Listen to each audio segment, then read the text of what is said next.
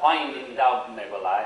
我今天得跟你们说对不起，因为我原来要准备一个演讲是整个都要跟你们讲中文，但是我最近我的工作太忙了，忙不过来，而且我的中文越来越退步了，所以真对不起所以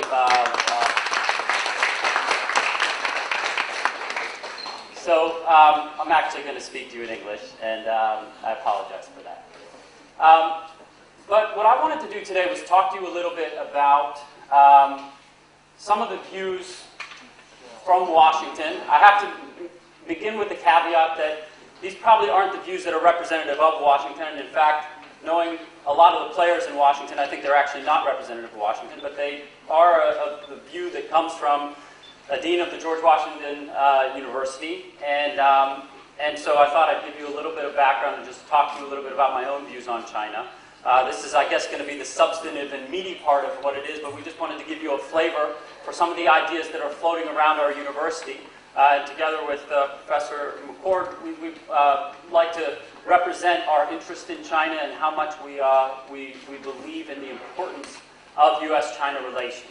So I'm going to go through very quickly and talk to you a little bit about some ideas, and then I'm going to talk a little bit about what the business school is doing specifically with respect to China, and then I'm going to pass it over to my colleague, Dean Peg Barrett, who's going to talk to you about the college. One of the things that I like to begin by thinking about is just pondering what has happened to the relationship between the U.S. and China over the last 3-4 decades, and also in particular what has happened to China as an evolving society and an evolving economy. Now, of course, many people recognize the moment that China had its biggest coming out party. The 2008 Olympics was perhaps the moment that the world really stepped up and noticed that something amazing and special had happened in the development here. Of course, economists and sociologists and social scientists like myself had been debating this question for the last 20 years or more.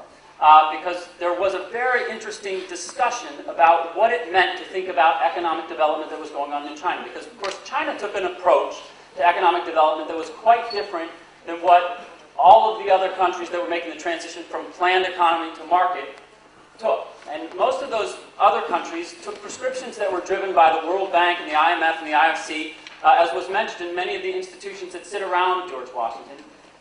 And China said, we're actually going to do something quite different here. Now, I always like to note that it's quite an interesting thing today that although China and the World Bank were so far apart for many years, today the chief economist of the World Bank is a famous economist, of course, Lin Yifu, who was here at Beida for many years and is quite a well-known economist in China. And I think that actually speaks volumes to how much closer the two entities, and not just entities like the World Bank and China, but entities around the world are actually really learning deeply from China. So what I really want to talk about today is just how much we can actually learn from the Chinese economy. Now, I want to kind of begin this conversation because I should start out by saying that there is probably a spectrum of people who look at China, and on the far end of the spectrum, there's a number of people who think that this is really a troubled economy. There's a lot of corruption. A lot of the advantages of the economy have accrued because distortions in monetary policy, and that the economy is a little bit a game of cards and smoke and mirrors. Then there's those in the middle who think that this is an interesting story and you can't deny 30 years of sustained economic growth that have really been a powerful story about what economic development has been in China. And then there are those on the far other end of the spectrum who actually believe that this is really a special story. I am very much on this side of the spectrum, and so I should just present that bias. But one of the reasons that it is such an interesting time to be talking and thinking about China to me is that there is still such a current of negative views on what's actually going on in China today. Every single year in the United States, you see a new voice that comes out and says, actually, we really shouldn't trust what we're seeing in China. This is a system that is creaking along, and we're going to see the world economy pay for the decisions that China's made over the recent years. Most recently, this past year, a famous hedge fund manager named James Chanos, who was famous for having made a lot of money shorting Enron, was the newest voice voice in this, and he talks a lot about the overbuilding in real estate and the real estate bubble that's happening here, but you see it every year. Now, there's an interesting thing to me that it's not just about the monetary policy. We talk a lot about the environmental issues that are a concern to many people in China. One of the big drivers of this issue, of course, is that we wring our hands in the United States because we think that our economic woes are really China's fault, right? Because the yuan is actually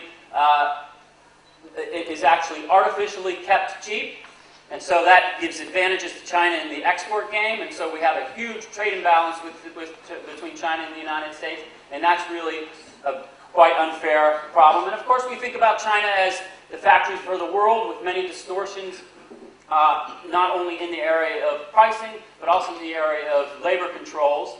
And then, of course, the politics is something that always looms large in people's minds. Now, what I'm interested in is why this particular set of views are so dominant, when what we should really be thinking about is how brilliant the Chinese economy is run, and how much the U.S. has to actually learn from what is going on in China. And so I want to give you a couple of examples of how to think about this and give you a good sense of where my views on this come from, and then actually take a step back and once again talk about what it is that we're actually doing as a university to think about these issues. So one area that's quite interesting in the news these days is that we are constantly concerned in the United States about why China is leading the world in renewable energies. Now, the argument by many people in the United States is that China is stealing our jobs because of cheap labor, and that, again, because of the revaluation problem, that a lot of those jobs are attracted there, and so it's both a stealing of jobs and a stealing of technology. Now, in my view, this is a completely distorted understanding of what's actually going on here, because what's really happening within China is that in China there is a much healthier understanding of what it means to have a state-led or mixed economy, and one that ultimately has very, very deep consequences for how solid an economy is run. In the United States, we actually used to be much more of a mixed economy like China is today. In the 1950s and 60s, we were much more of a state-led economy like the Western democratic welfare states of Western Europe. Today, that's not the case. Today, we rely a tremendous amount on symbolic issues in the government, and we rely on the private sector to do everything that we believe that should be done in the within the government. So if you look at this comparison on issues like sustainability and renewable energies, in the United States, we typically think that the government's role is to take a step back and allow the private sector and markets to really dominate what's actually going on. That's the way you have a healthy capitalist economy. If the government does do anything, perhaps they do symbolic things, like in 1979, when Jimmy Carter built solar panels on the White House. Of course, those solar panels were taken down by George Bush, and then they were put back by Barack Obama. So the symbolism is a little bit of a strange process.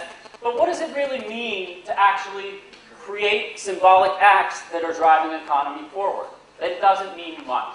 Now, occasionally in the United States, we'll have tax credits that incentivize companies to do things, but it's not the same as true state investment. Now, on the other hand, one of the things that we do in terms of guiding our economy right now in the area of renewable energies is that we basically have been filing suits with the Department of Commerce and with the World Trade Organization in the United States about the unfair practices that are going on in China that are tantamount to basically saying countries should not be allowed to invest in industries. Now, this to me is just absurd in terms of thinking about how actually economies should be run. And we know it's absurd not just from the case of China. Most of the most stable economies of the world, from Singapore to Germany, all use state-led investment and state organizing of the economy in a very effective way. So I think we have to actually just take a step back and really try to learn this process a little bit. Now, I want to talk for a few minutes about what I think some of the interesting issues are with respect to China, and then kind of just walk through why it's so important that as a set of countries that we really come together effectively and build relationships. And we will build those relationships through exchanges with students like you. So the story of China's economic development over the last 30 years is pretty well known. I mean, at least the true numbers, right? We have a country that was on the verge of bankruptcy in 1979, just creaking along after the travesty of the Cultural Revolution, that rose from the ashes and basically has become the second largest economy in the world and doesn't appear to be slowing down much, and will overtake the U.S. economy in sheer size fairly soon. Of course, it'll be a much longer time before it does so in terms of per capita GDP, but the numbers that are typically measured, China is going to be the #1 economy in the world probably by 2015 or 2018.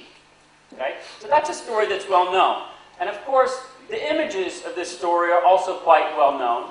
I always like to show this picture because when I was living in Shanghai in the early 1990s, if you recognize this area, of course, you could imagine where you would stand on the Bund and be looking out over Pudong. And of course, in the mid-1990s, that was nothing. There were some broken down factories and mostly fields of rice, right? There was nothing in Pudong at that time. And you go there today and you just see how effectively a country like China is transforming its entire social infrastructure. But what do we think of when we think of China and we think of the evolution of this society from this broken down economy in 1979 to one of the most powerful economies in the world? And there's a lot of different images. I like to think about political images first and foremost. And this relationship between the United States and China, of course, goes back to 1972, or 71 if you count when Kissinger came over.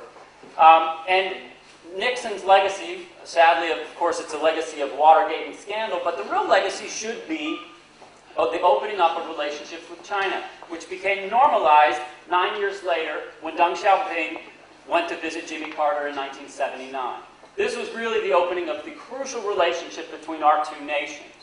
Now, that relationship was very, very troubled from 1979 until 2001. From 79 to 89, it was a relationship of tension in terms of the opening. We actually needed China in terms of production, and China needed us in terms of capital. But there's a very interesting thing that happened in 1989, of course, because in 1989, the United States government was given the interesting opportunity of having a pretext, meaning a lie to build on, of why China should be held out of the World Trade Organization. And we held China hostage from entry into the WTO for 11 years. Well, actually 10 years if you count 89 to 99. And then in 1999, finally, Jiang Zemin, first Zhu Rongji tried to get the deal for China's accession to the WTO, and that was then solidified with Jiang Zemin in November of 1999. And the accession to the WTO came in 2001. Now, when I say that the U.S. held China hostage, it's because if you look deeply in terms of what U.S.-China policy has been about since 1989, it has not been about the politics of the Tiananmen uprising or of working with authoritarian governments. It has been about economic fear and economic containment, pure and simple. And I think there's a tremendous amount of evidence for that if you look at the way that people in Congress vote. But that's really been one of the main drivers. And so as our countries continue to work together, we need to think deeply about how these relationships need to continue and grow. And so again, when we see positive things like Justin Lin being the chief economist of the World Bank, I think these are all positive steps towards that kind of relationship. After China's accession to the WTO, however, we start to see a lot more tension emerging because of China's growing economic power. And this is where I think things get really interesting, and we need to take a step back and really deeply understand what's gone on in the Chinese economy. Because there was an interesting debate that went on in the 1990s between economists, many economists on one side, some of them prominent people like Jeffrey Sachs, who was one of the main architects of shock therapy. There was the economic transition plan for Russia. And others, and he basically made the case that, well, this China story is an interesting story. We may be underrepresented or missed our predictions on what was going to happen with China because we underestimated the fact that China had such a deep, cheap labor pool, and we underestimated how low the industrial base was. So, of course, you're going to see a lot of growth, but this isn't the real kind of growth that markets could drive forward. The only way to do that is to have a rapid transition to private property, and you have to get the state out of involvement with the economy. Now, Jeff Sachs has changed his tune a little bit. He's still very much of a free marketeer in that sense, but he believes in institutions a little bit more than he used to. But in the case of China, actually, I think that there's a tremendous amount to actually learn from the ways in which the state has guided the economy. And it has a very different kind of logic than the ways that guiding of an economy has in the United States. And so the themes that I usually talk about in my books and articles about China have to do with 6 key features of the Chinese economy that I think 5 of them are actually very, very important for how we actually understand and learn from what's going on in economic emergence. The first 2, gradualism and decentralization, I think are the most crucial within this. Now, what is gradualism? Gradualism is the opposite of shock therapy. Shock therapy was an argument constructed by a number of economists in the World Bank, which essentially said markets are not difficult. It's not difficult to build a capitalist economy. People have an internal, inherent notion within them. We are what was often called homo economicus, which means being rational, profit maximizers comes naturally to human beings. And all you need to do is just remove the state from any process, because we all know, what the argument was, that states are fundamentally inefficient and they can't make as good a decisions as private sector actors. Right? So just get the state out of the way and you'll have a solid economy. Well, the truth of that, first of all, is based on a lot of assumptions about human nature. It completely ignores the extent to which people are products of social environments in which they are deeply embedded in a social system. It takes time to actually learn what the behavior, the optimal behavior in a market economy is.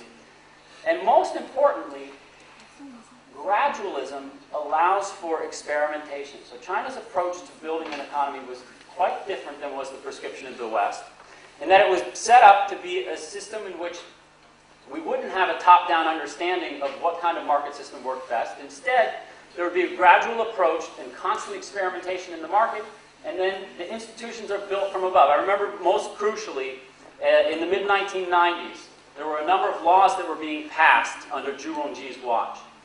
And a number of people were saying, what's the matter? Why can't you get a labor law in place? Why can't you get a copyright law in place? You're just basically holding back economic development because you don't believe that you actually need these laws. And China kept saying, we're working on it, we're working on it. It's a gradual process. Of course, the old saying under Deng Xiaoping was, 磨是过河. We're groping for stones to cross the river. Right? And of course, if you look at a law like the labor law, finally it was passed in 1994, and most people don't realize that labor contracts were being experimented with in China as early as 1983. And they were being experimented with in provinces throughout the country. So by the time you have a labor law come together in 1994, you actually have about 10 years of practice with the very institutions upon which the law is based. That type of gradualism is actually a much more measured approach to economic development, and it's much smarter. It's better capitalism. I always like to say, it always shocks people in the United States to say this, but it is the ultimate irony of our day that the largest communist society in the world is the most dynamic capitalist economy in the world. And I truly believe that that's true today, and we have a tremendous amount to learn in the United States about how to actually build that. Now, there's a second reason why China's economy is so dynamic, and that is key to what is wrong with economic thinking on these issues. Economists believe that there's one core institution of a market, and that is private property. Without private property, you cannot have a market. And to some extent, it's true that you need some private property, right? But the argument is that state institutions cannot be efficient capitalist producers, right? Now, of course, the irony here is that we know that there are many different private institutions like General Motors and Chrysler and many other large organizations that were woefully inefficient in their own right. The core to a capitalist economy is not private property. The core is competition. Right? In any oligopolistic or monopolistic situation, you're going to have the same inefficiencies that you have from a state. Right? So the issue is not private property, it's competition. Now, how did China get competition without rapid privatization? They did it through decentralization. Right? So the key feature of the Chinese economy that's often missed is that although much of the property remained in state hands, it was all decentralized to local levels, at provincial, municipal, and even township levels. And so we see, of course, in the early stages, the rise of the TVEs in the 1980s. This was because that property was still state property, but it was localized to the control and the incentive structures of local officials. And ultimately, that competition, the competition between Jiangsu province and Shanghai and Zhejiang, the competition between Beijing and Tianjin, the competition between Shenzhen and Guangzhou, These are the things that ultimately drove innovation within the system without privatization. And we see that this continues to have tremendous effects today.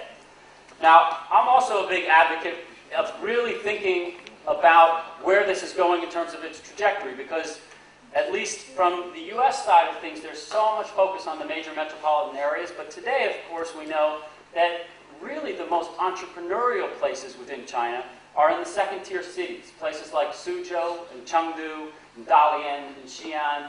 These places are actually really driving innovation, but here again, it's because you have entrepreneurial governments that are creating new institutional forms, competing for foreign direct investment, and then a very aggressive drive forward. So for me, I mentioned a few minutes ago the magical transformation of Pudong. I think the Suzhou Industrial Park is even more magical. I think it's a truly amazing system, but note that it's a system that's led by an entrepreneurial government, not a system that's led primarily by the private sector.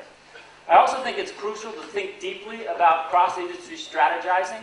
This is something we've abandoned in the United States today, and I think cross-industry strategizing has to be a core feature of how you build an economy effectively. So to go back to the example I gave a few minutes ago about renewable energy, part of the problem in the United States today is we don't have any leading body at the federal level that can actually stand up and say, we have to make investments.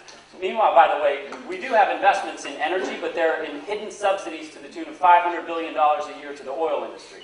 So there is a process by which this happens, but it's not a transparent process. It's based on corporate lobbying. And so you need a governmental body that can counter that, and that is the reason that we're falling behind in renewable energy, not because of the fact that China is being unfair in its labor practices. And so I think when we hear these kind of criticisms about China Inc. or about state investment, note that I just said $500 billion in hidden subsidies to oil industries that comes from corporate lobby. China's investment in renewable energy coming from the state was relatively small last year by comparison. It was less than $50 billion. Right? So let's figure out who's doing the unfair practices before we get too critical of those issues. Finally, of course, you need healthy investment. China gets a lot of negative press these days for having closed markets, and there are certainly some markets that should be more open under WTO standards. And the issue of state guaranteed procurement is an interesting thing within this debate. But we do have to remember that China's economy is much more open to foreign direct investment than Japan's was at a similar stage of development. Same with South Korea. And so I think that piece together really works deeply with the decentralization and the ability to attract foreign capital becomes a key piece of this puzzle. Now, so there are two key things that I hope come through here for what I would like to conclude with, which is to say we have to have mixed markets to have a healthy economic system. Right? A healthy capitalist economy is based on an ample set of strength in the private sector, but it's also based on ample involvement from the government as a strategizing body and in its investment body. And this is what we see as so strong in the China case. A couple of the examples that would come clear here. Recently, in the renewable space, we've had a lot of criticism of energy companies moving from the United States to China. But in our case, for example, with the case of Evergreen Solar, which was in the news recently, it was the most recent company to pick up stakes. It used to be in Massachusetts, and now it's actually has moved to China. They just couldn't make it work economically because they couldn't get guaranteed procurement from the state. And so there's just no way that renewable energies is going to evolve as a sector without that, and China made that promise. We also have a problem of skilled labor, which I think is an important thing, but I can skip over that for now. So the key thing is I think it's important to remember just how much the institutional innovation is actually happening here. I think that there are clear problems with the economy, but many of those problems I think are being solved in very effective ways by strategic thinking from the leaders. Now, how do we get to the next stage of this development? As I said earlier on in my introductory remarks, I think we get over these tensions by more and more exchange with young people like you. It makes me so happy to hear the statistics that Leah Kenny was talking about, and just hear the rapid growth of what's actually going on in attracting students to the United States. However, we can't just be attracting students to the United States. That's an important piece of it, but it's also important for us to be here. And I like to think of international education not just as a process of academic exchanges, but really as a process in which institutions and countries just work deeply on building complex relationships. So the one thing that I want to talk to you about that we're doing at the Graduate School of Business right now, or at the GW School of Business right now, is we're building these kinds of relationships with the hope that this type of exchange will see as many students flowing from your side to the United States as we will vice versa, but we'll also see our institution have a bigger and bigger presence in China, educating Chinese students here. Now, I want to just give you a little bit of backdrop on what we are as a school.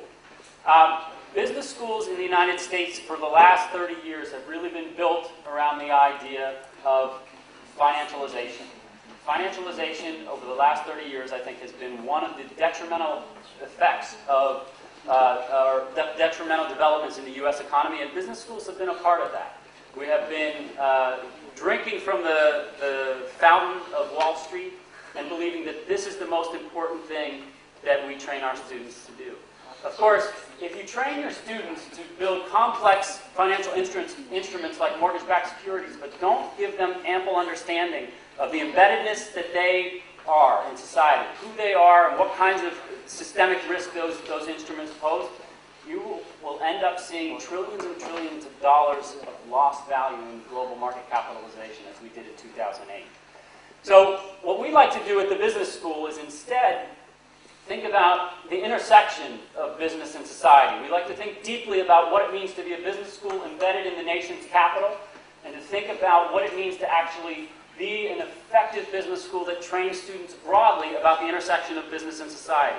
It's a wonderful thing to be able to think deeply about the relationships with multilateral institutions like the World Bank and the IMF and the IFC, but it's also just important to really consider deeply what it means to really engage with the ideas that are coming out of Washington. Now, I like to think of three basic legs that support that tabletop. One is deep embeddedness in the global community, and what we're doing in China right now that I'll talk about in a minute is a part of that. I like to think of sustainability and social responsibility, and I like to think about leadership and ethics. And those are sort of the three legs to the stool of a business school that's really about the intersection of business and society. Now, just let me speak very briefly about what we're doing in China. We're in the process of developing two relationships with China. They're not finished as far as the relationships go, but we're in deep negotiations, and we hope that they'll be successful with what we're doing. The first is a partnership with Renmin University. Renmin, as some of you may know, actually has a very big facility in the Suzhou Industrial Park. They're, I believe, the largest domestic university invested in that park, in the Dushu Higher Education and Innovation Zone. We're working right now on developing a relationship with them in the area of finance, and hopefully, eventually, another relationship at the undergraduate level. We would also like to extend this relationship to eventually become an independent university in the Suzhou Industrial Park. That's something that's much further off, and we're still at very early stages of this conversation, but we have our goals set on having a very deep and strong relationship with these two institutions. And of course, a deep and strong relationship with China as a whole. Finally, from my own perspective, I like to think about my embeddedness within the university and the goal of training business students, not just in the areas of the functional aspects of business, but in the area of liberal arts. So, for example, Dean Barrett's school teaches about 40% of the curriculum for our undergraduate business majors. And to me, this is a very, very important part of what we do, because if you're really going to actually understand what it means to be embedded in society, you have to have a deep understanding of critical thinking, the liberal arts, and all of the things that go with a college education. Similarly, we're in the process of developing deep relationships with the Elliott School of International Affairs as a way of really building out what our relationships and our thinking can be around international affairs. And for sustainability, we're going to be developing deeper relationships with the engineering school and the law school. So these are some of the things that I think are really important for how to think about a business school within the context of a larger university. So I'll just end my comments right there, and I don't know if we wanted to do questions before or after. I think Peg, how did we have this set up? Are you going to go through? Why don't I take a few questions right now, and then we can move on to Dean Barrett's comments. Thank you.